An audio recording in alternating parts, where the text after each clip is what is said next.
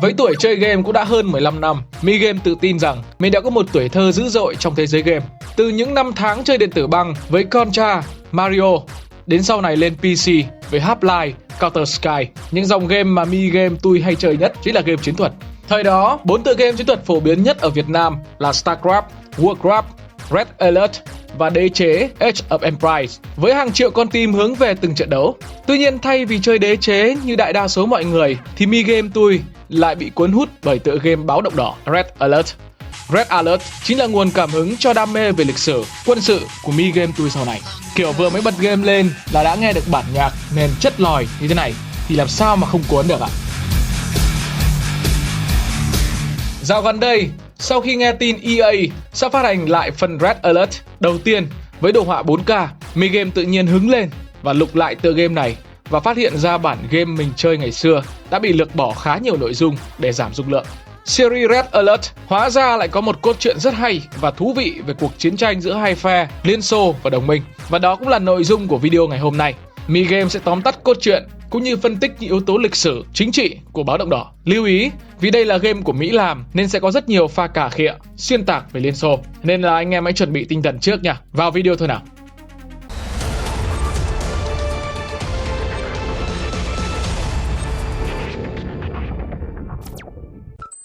Nói sơ một chút về series Red Alert. Đây là phiên bản mở rộng của dòng game chiến thuật đình đám Command and Conquer. Tuy nhiên, thay vì lấy bối cảnh chiến tranh viễn tưởng xoay quanh một nguồn tài nguyên cũng như hư cấu nốt là Tiberium như trong tựa game gốc, Red Alert lại chọn một bối cảnh lịch sử hơn là Thế chiến thứ hai, dĩ nhiên là cũng có hư cấu một chút. Ra mắt năm 1996, Red Alert quay quanh cuộc chiến giữa hai phe đồng minh và Liên Xô tại chiến trường châu Âu trong những năm cuối cùng của Thế chiến thứ hai. Khác với những tựa game chiến thuật khác trên thị trường, vốn phe nào cũng na ná nhau, ăn thua là do người chơi bố trí đội hình thế nào. Red Alert lại có cơ chế oẳn tù tỉ, nghĩa là mỗi phe đều có điểm mạnh và yếu khắc chế lẫn nhau. Phe đồng minh sở hữu ưu thế về hải quân với các loại tàu chiến như cruiser, destroyer và tàu sân bay. Công nghệ của phe đồng minh cũng vượt trội hơn với hệ thống vệ tinh do thám, điều khiển thời tiết, công nghệ laser ánh sáng và công nghệ thời không của nhà bác học Einstein. Tuy nhiên, lực lượng tanh của phe đồng minh lại quá phế so với phe Liên Xô, chỉ có thể vừa đánh vừa chạy chứ không thể nào solo trực tiếp. Bù lại thì phe đồng minh còn có lợi thế tuyệt đối về không quân với dàn tiêm kích mạnh mẽ. Còn về phần phe Liên Xô, họ sở hữu lực lượng tanh thiết giáp vô đối, nhưng bù lại thì tốc độ di chuyển khá là chậm. Phe Liên Xô cũng có lợi thế về kinh tế vì binh chủng bộ binh của họ rẻ hơn so với phe đồng minh, nên chiến thuật lấy thịt đè người rất hay được Liên Xô áp dụng. Hải quân của Liên Xô cũng là một đối trọng đối với đồng minh, với dàn tàu chiến trang bị súng phòng không và tên lửa tầm xa. Bù lại thì không quân của Liên Xô lại rất kém cỏi so với phe đồng minh, với chỉ duy nhất một đơn vị đáng chú ý là tàu bay Kirov. Về công nghệ thì phe Liên Xô sở hữu công nghệ phòng thủ bằng điện Tesla, công nghệ nhân bản và khả năng điều khiển trí não đến từ bậc thầy tâm linh Yuri. Liên thuyên về hai phe nãy giờ đủ rồi. Giờ mình vào cốt truyện của Red Alert một tí nha. Câu chuyện của Red Alert bắt đầu vào năm 1946, căn cứ Chistini, New Mexico. Giáo sư Albert Einstein đã chế tạo thành công cỗ máy thời gian và dùng nó quay về quá khứ năm 1924 ở Landsberg, Đức. Ở đó ông gặp được Hitler lúc trẻ. Sau cú bắt tay với Einstein thì Hitler đã bị tan biến vào hư không, biến mất khỏi dòng thời gian. Không còn Hitler, Thế chiến thứ hai cũng không xảy ra. Tuy nhiên, vì không còn Đức Quốc xã cản bước, Liên Xô đã trở thành một siêu cường cực kỳ hùng mạnh. Trung Quốc và Đông Âu giờ đã thuộc về Liên Xô. Tổng bí thư Stalin còn muốn mở rộng Liên bang Xô Viết ra toàn bộ lục địa Á Âu. Để đáp trả, Mỹ và các nước châu Âu còn lại thành lập phe đồng minh. Và xung đột là điều không thể tránh khỏi. Thế chiến thứ hai hóa ra là điều không thể tránh khỏi.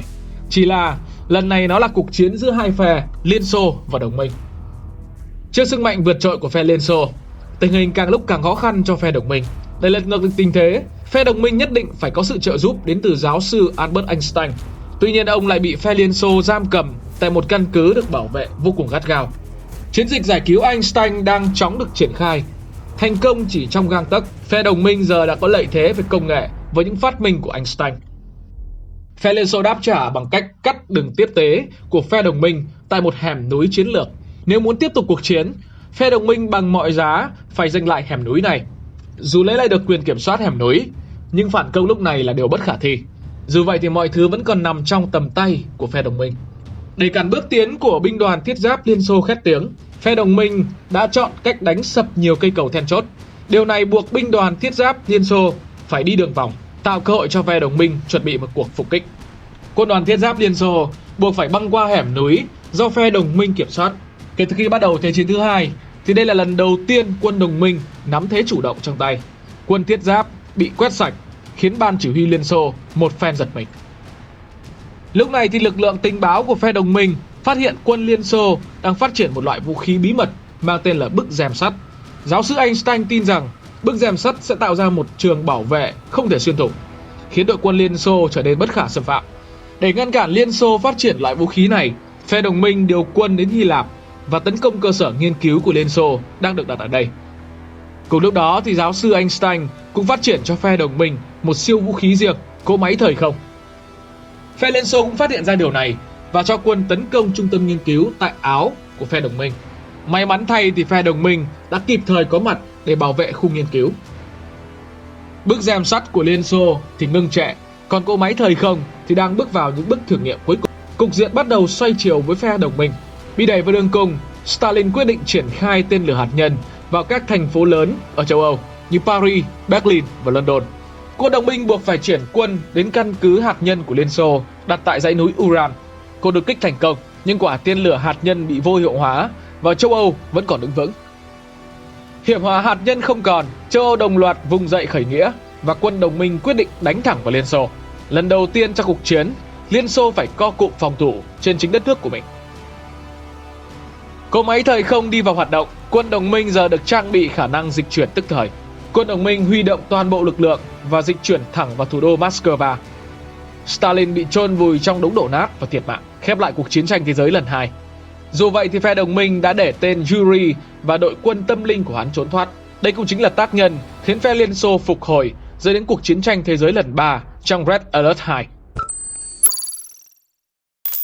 Sang đến Red Alert 2, phiên bản huyền thoại trong lòng các game thủ Việt Nam, cuộc chiến tranh thế giới lần thứ 2 kết thúc với chiến thắng thuộc về phe đồng minh.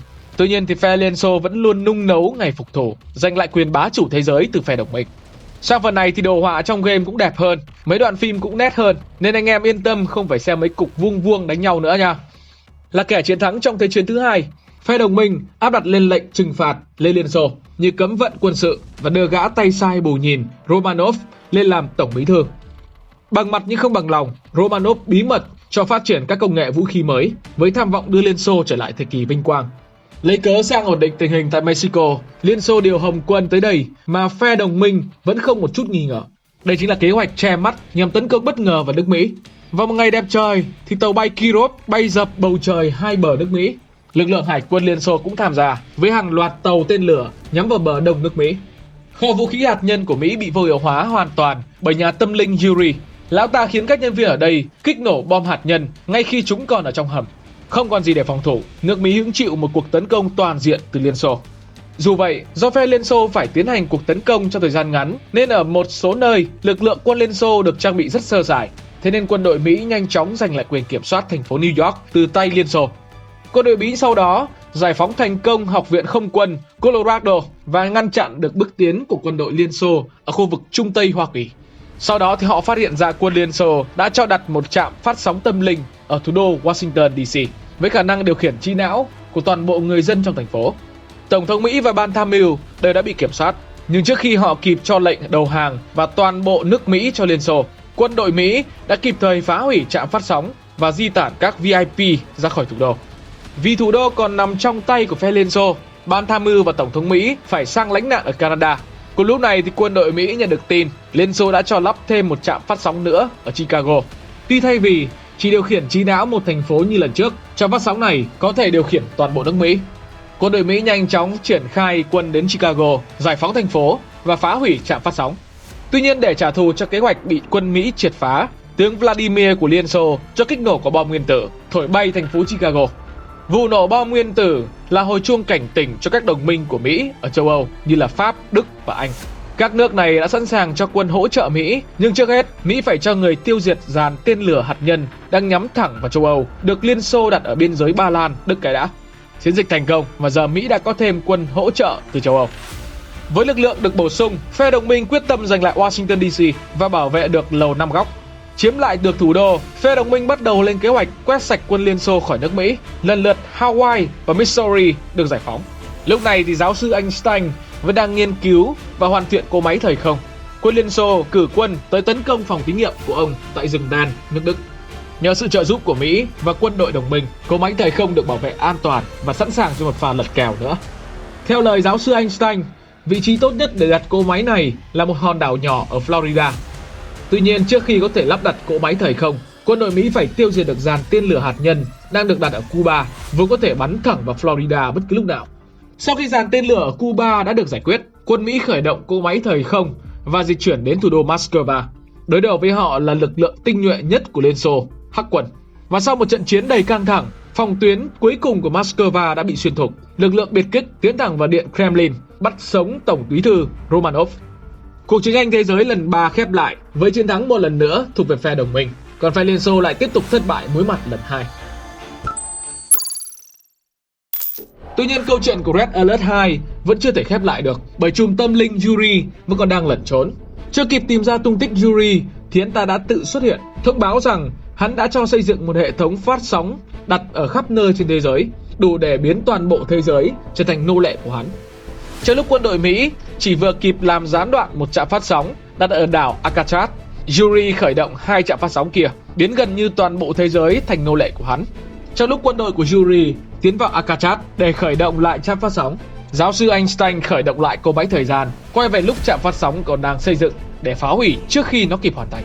Tiếp theo, quân đội đồng minh kéo tới thành phố Los Angeles và Seattle để tiêu diệt lực lượng Yuri đang chiếm đóng ở hai thành phố này.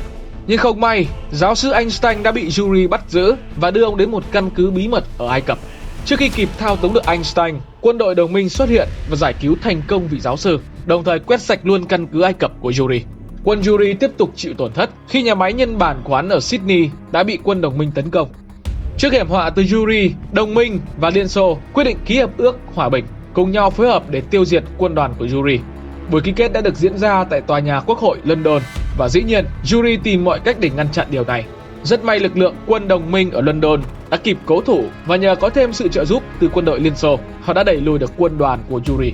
Liên đoàn đồng minh Liên Xô phát hiện ra trạm phát sóng cuối cùng của Yuri đang ở Nam Cực. Với lực lượng tập hợp những tinh túy nhất từ công nghệ của cả hai phe, liên quân tiến hành một cuộc tổng tiến công vào căn cứ cuối cùng của Yuri và bắt sống được hắn ta, kết thúc triều đại ngắn ngủi của Yuri. Và câu chuyện của Red Alert 2 cũng khép lại tại đây. 8 năm Red Alert 2, EA bất ngờ tung ra Red Alert 3 với sự xuất hiện của một phe hoàn toàn mới là đế quốc Nhật Bản. Đế quốc Nhật Bản trong Red Alert 3 là sự giao thoa giữa công nghệ truyền thống của Nhật Bản, kỹ thuật và trung thành tuyệt đối. Các binh sĩ của phe đế quốc chỉ là những chiến binh samurai thời hiện đại. Nếu phe đồng minh vô địch về không quân, phe Liên Xô sở hữu bộ binh vô đối, thì phe Nhật Bản lại có lợi thế tuyệt đối về hải quân. Vì không có quân lực đông đảo như hai phe kia, Nhật Bản đẩy mạnh công nghệ tự động với máy bay không người lái và robot đậm chất Gundam để bù lại yếu điểm này. Quay lại câu chuyện của Red Alert 3, rút kinh nghiệm từ cuộc chiến tranh thế giới lần 3, quân đồng minh quyết định tiêu diệt tận gốc Liên Xô. Bởi chỉ cần Liên Xô còn tồn tại, một cuộc chiến tranh thế giới kiểu gì cũng sẽ xảy ra lần nữa. Kiểu diệt trừ hậu họa về sau đây anh em ạ. Chiến thắng đã ở trong tầm tay của phe đồng minh. Tổng bí thư Chedenko quyết định khởi động giải pháp cuối cùng, cỗ máy thời gian. Chedenko quay về năm 1927, giết chết giáo sư Albert Einstein, triệt tiêu được thế mạnh công nghệ của phe đồng minh. Quay trở lại hiện tại thì mọi thứ đảo ngược hoàn toàn. Phe đồng minh đang hấp hối, còn phe Liên Xô lại là một cường quốc hùng mạnh. Tuy nhiên thì không phải thay đổi nào cũng có lợi cho phe Liên Xô. Không còn Einstein, cũng không còn hai quả bom hạt nhân ném vào Nagasaki và Hiroshima. Nhật Bản phát triển vượt bậc không ai ngăn cản và trở thành đế quốc mặt trời mọc. Nhật Hoàng Yoshihiro tuyên chiến với Liên Xô nhân lúc toàn bộ quân lực của đối phương đang dồn cho cuộc chiến với phe đồng minh. Sự trỗi dậy mạnh mẽ của đế quốc khiến phe đồng minh và phe Liên Xô phải dẹp bỏ bất đồng và cùng nhau hợp tác. Trước hết, liên quân đồng minh Liên Xô phải phá hủy hai tòa pháo đài nổi khổng lồ của phe đế quốc, vốn đang chiếm giữ hai vị trí chiến lược là biển Bắc và eo biển Shan ở Gibraltar. Chiến dịch thành công, liên quân thu được rất nhiều công nghệ quan trọng từ xác của pháo đài, góp phần vào nghiên cứu khắc chế được ưu thế về công nghệ của phe đế quốc. Tuy nhiên, ngay trong nội bộ của phe đồng minh lại có lục đục. Vốn là một thành phần anti-cộng sản, Tổng thống Mỹ quyết định khởi động hệ thống laser vệ tinh và nhắm thẳng vào thủ đô Moscow. Nếu để chuyện này xảy ra, thì phe đồng minh sẽ phải đánh nhau với hai kẻ thù cùng một lúc, buộc quân đội Mỹ phải triệt tiêu tay tổng thống điên rồ này. Theo tin tình báo của phe đồng minh, các tướng lĩnh của phe đế quốc sẽ cùng quy tụ về một hội nghị tại Tokyo.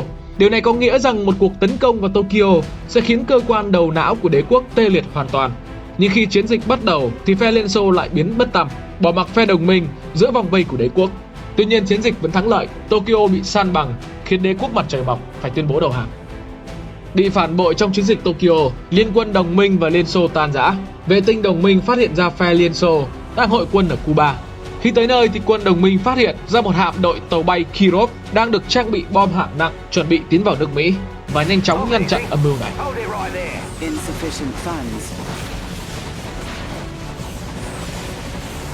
Kế hoạch ở Cuba phá sản, Tổng bí thư Chendeco quyết định bỏ trốn lên mặt trăng để chạy thoát khỏi vòng vây của phe đồng minh. Được trang bị công nghệ dịch chuyển tức thời, quân đội đồng minh ập vào Leningrad, tiêu diệt căn cứ tên lửa của Chendeco và bắt giữ hắn ta.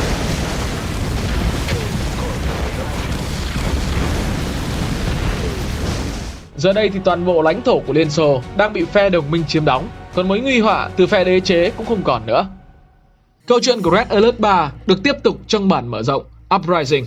Dù Thái tử Tatsu đã tuyên bố đầu hàng, nhưng lực lượng tướng lĩnh cấp cao của phe đế quốc vẫn không chịu khuất phục hoàn toàn.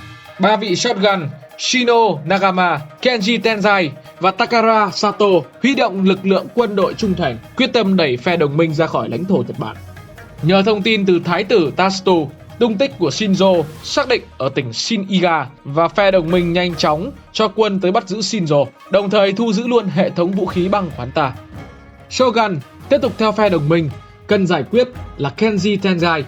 Nhờ sự trợ giúp từ công nghệ vũ khí băng mới, căn cứ của Kenji nhanh chóng thất thủ trước phe đồng minh và hắn ta cũng bị bắt giữ. Shogun cuối cùng là Takara Sato. Dù bắt được ả ta dễ dàng, nhưng hóa ra từ đây đều nằm trong kế hoạch của Thái tử Tatsu. Hắn ta muốn mượn phe đồng minh để trừ khử những ai chống lại hắn. Đây chính là lúc đế quốc mặt trời mọc trỗi dậy, thoát khỏi sự chiếm đóng của phe đồng minh.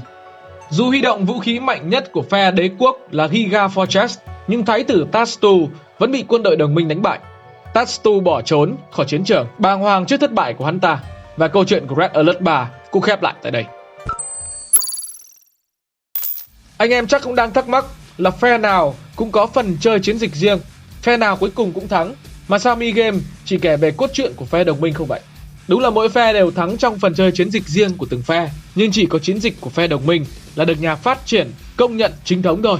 Một game do Mỹ làm thì làm sao để Nga hay Nhật thắng được, đúng không ạ? Nếu thấy video này hay và bổ ích thì đừng quên ấn like, share cũng như subscribe cho Mi-game. Và nếu các bạn muốn tụi mình phân tích tiếp cốt truyện của bất kỳ tựa game nào, đừng ngần ngại mà để lại comment cho tụi mình biết nha. Còn bây giờ thì xin chào và hẹn gặp lại.